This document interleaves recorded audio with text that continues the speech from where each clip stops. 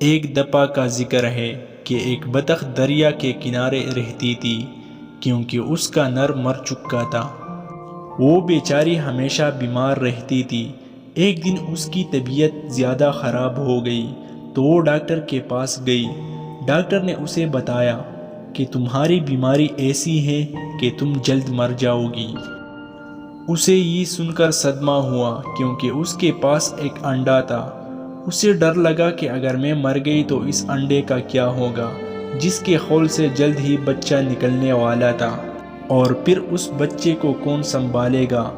لہٰذا وہ اپنے سب دوستوں کے پاس گئی جو جنگل میں رہتے تھے۔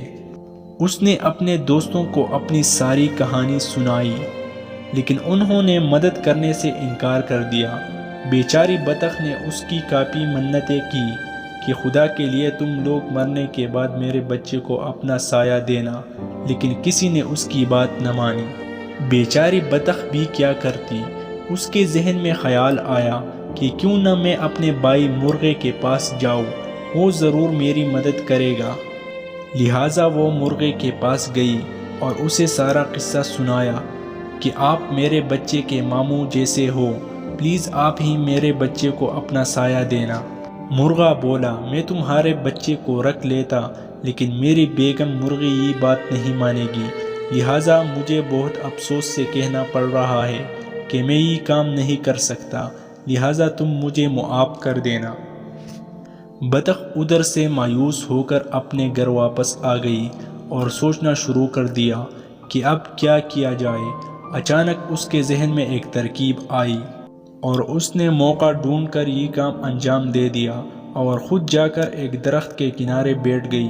اس کے بعد بطخ کی طبیعت اور بڑھ گئی اور ایسی بگڑی کہ اس کی موت ہو گئی۔ جب مرغی کے بچے انڈوں سے باہر نکلے تو ان میں ایک بطخ کا بچہ بھی تھا۔ مرغ تو سب جان گیا تھا، لیکن اس نے مرغی کو بتانا مناسب نہ سمجھا۔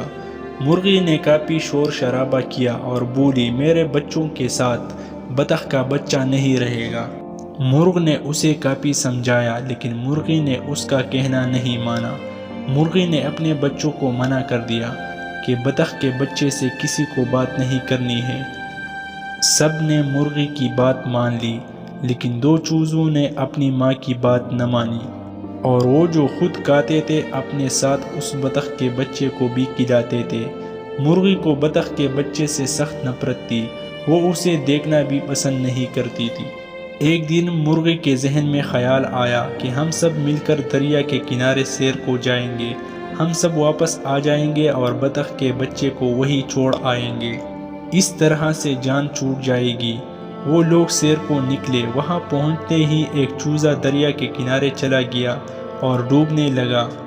یہ دیکھ کر مرغی زور زور سے چیخنے چلانے لگی۔ چونکہ بطخ کے بچے کو تیرنا آتا تھا، لہٰذا اس نے فوراً دریا میں تیرنا شروع کر دیا اور اس چوزے کو نکال کر باہر لے آیا۔ مرغے نے جب یہ دیکھا تو اپنے کیے پر کافی شرمندہ ہوئی اور اس نے بطخ کے بچے سے معافی مانگ کر اسے اپنا بیٹا بنا لیا۔ اس طرح وہ سب ہنسی خوشی رہنے لگے۔